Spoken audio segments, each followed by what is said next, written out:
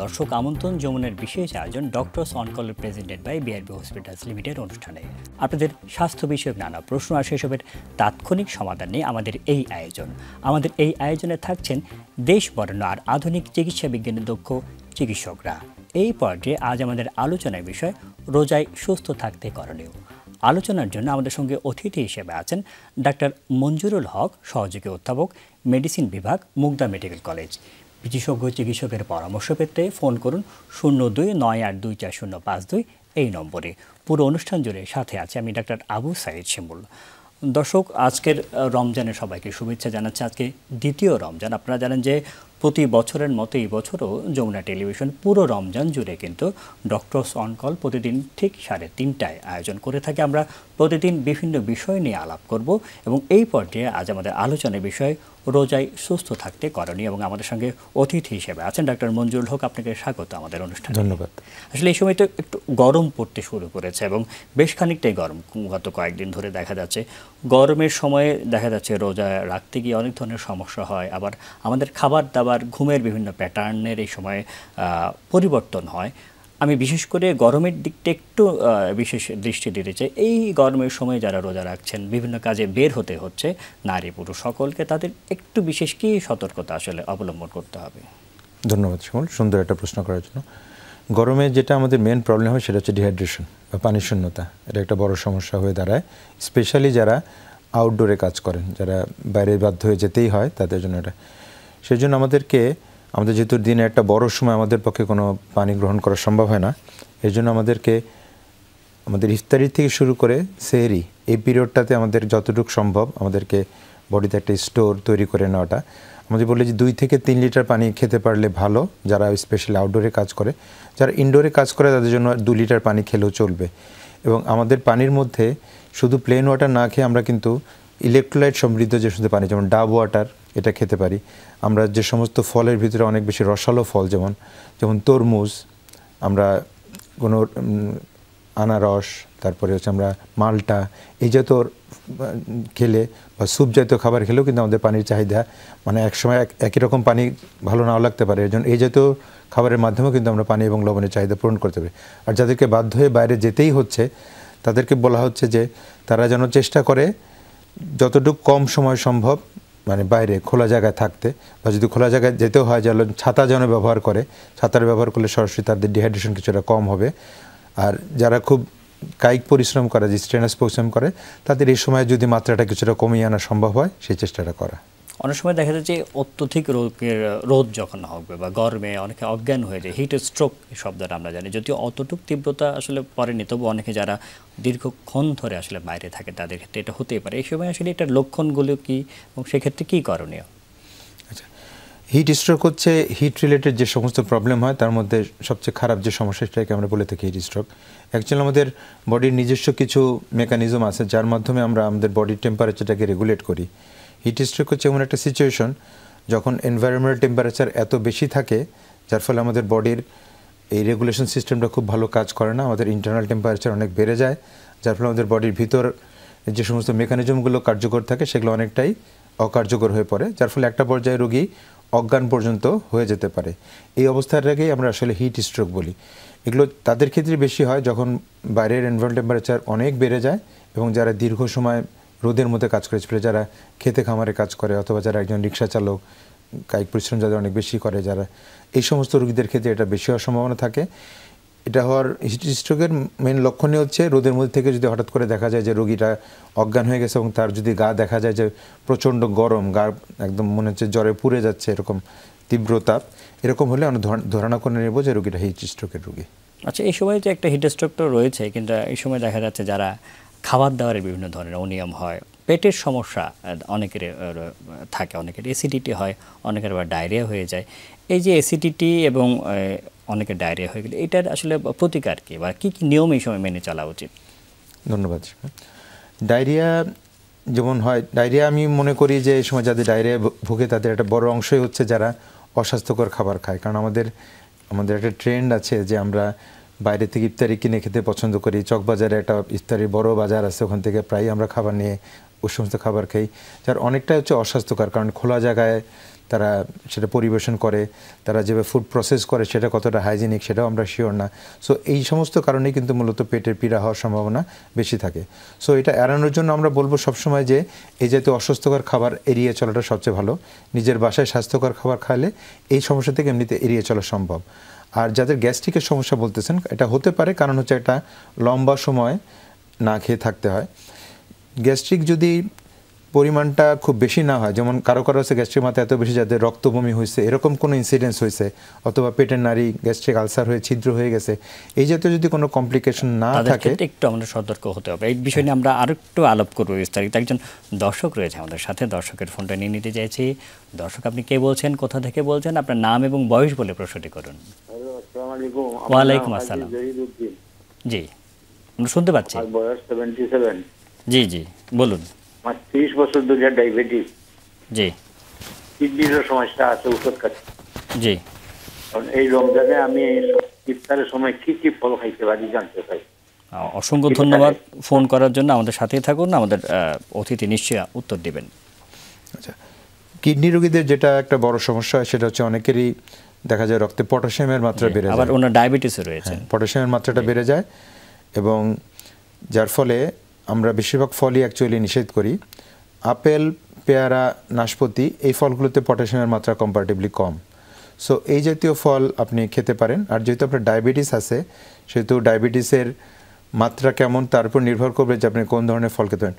টক জাতীয় ফল খেতে খুব বেশি নিষেধ করা অ্যাকচুয়ালি হয় না, এজন্য টক জাতীয় ফল ডায়াবেটিস রোগীরা খেতে পারে। বাট যেহেতু আপনার কিডনির সমস্যা আছে, সেই ক্ষেত্রে ওই জাতীয় ফল খেলেও কিছু কিছু প্রবলেম। এই জন্য আপনার জন্য নিরাপদ হচ্ছে আপেল, পেয়ারা, নাশপাতি, যেটা আপনার ব্লাড সুগারকেও খুব বেশি বাড়াবে না, প্লাস পটাশিয়াম লেভেলকেও খুব বেশি বাড়াবে। আপনি যেহেতু আর নাশপাতি তো একদমই মিষ্টি না, আপনি একটা নাশপাতি খেতে পারেন, আপেল আপনি হাফ আপেল খেতে পারেন, এরকম খেতে পারবেন। আর হচ্ছে যে আপনার কিডনি সংক্রান্ত, যে আপনি কিডনি রোগী হিসাবে আপনার কিডনি রোজা রাখা উচিত কিনা এটা নির্ভর করবে যে আপনার ক্রিয়েটিনিন লেভেল আসলে কোন পর্যায়ে আছে। আপনি ক্রিয়েটিনিন কার্যকারিতার মাত্রা হিসেবে করে কিডনিকে 4-5টা ভাগে ভাগ করা যায়। যদি আপনার ক্রিয়েটিনিন মাত্রা যে নির্ভর করে, যদি স্টেজ 1, 2, 3 এই লেভেল পর্যন্ত থাকেন তাহলে আপনি রোজা রাখতে পারবেন, বাট স্টেজ 4, 5 অথবা যদি আপনার ডায়ালাইসিস থাকেন তাহলে আপনার জন্য রোজা না রাখাটাই হচ্ছে উত্তম।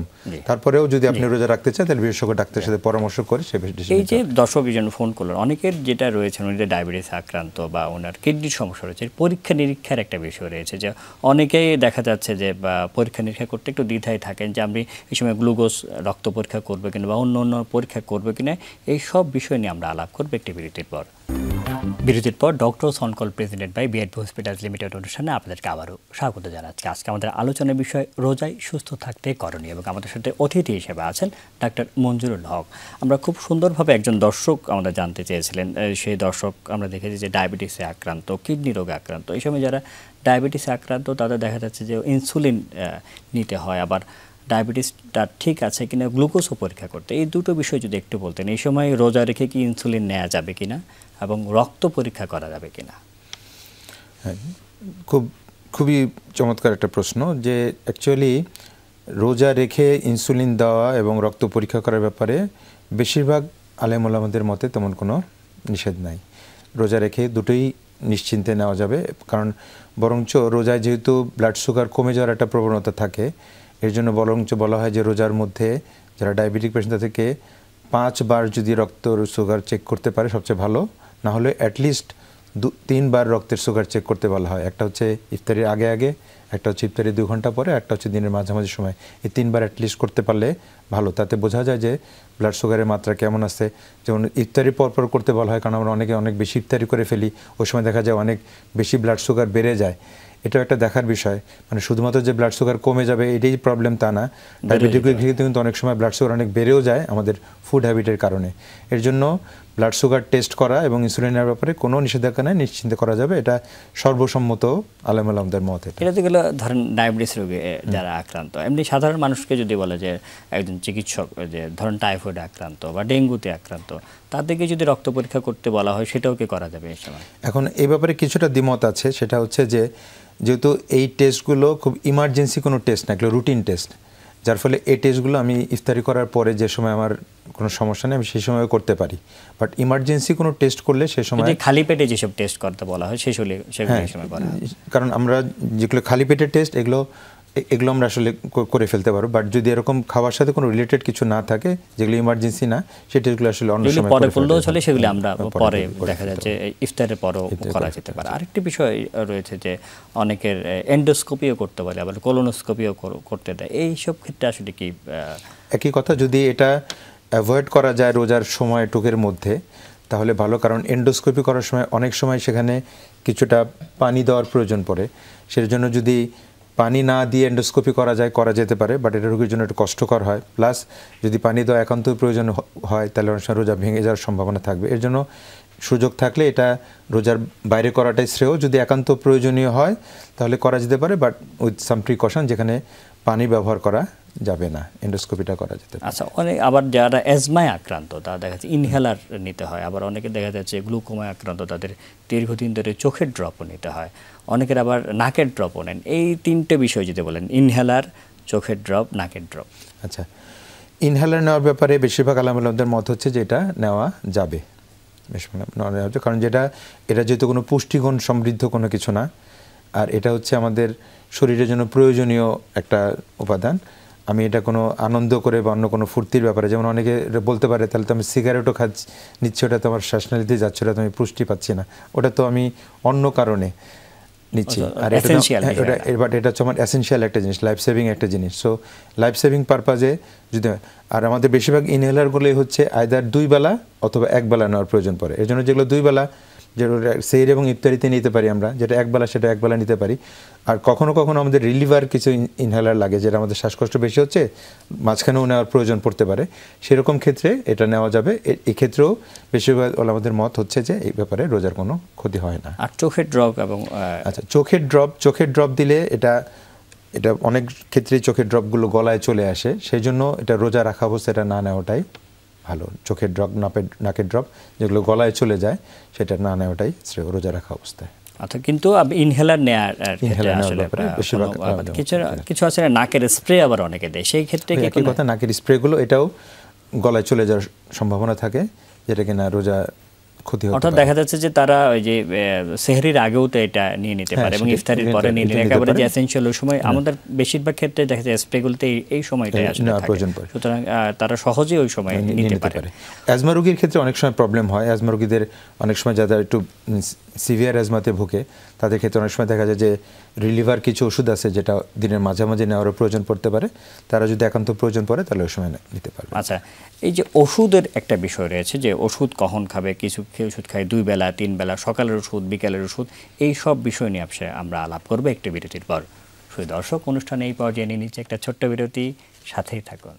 Doctors on call presented by BRB hospitals limited অনুষ্ঠানে আপনাদেরকে আবারও স্বাগত জানাচ্ছি। আজকে আমাদের আলোচনার বিষয় রোজায় সুস্থ থাকতে করণীয় এবং আমাদের অতিথি হিসেবে উপস্থিত রয়েছেন ডাক্তার মঞ্জুরুল হক। আমরা আলাপ করছিলাম, খুব সুন্দরভাবে বলছিলেন যে ইনসুলিন নেওয়ার বিষয়ে, ইনহেলার নেওয়ার বিষয়ে।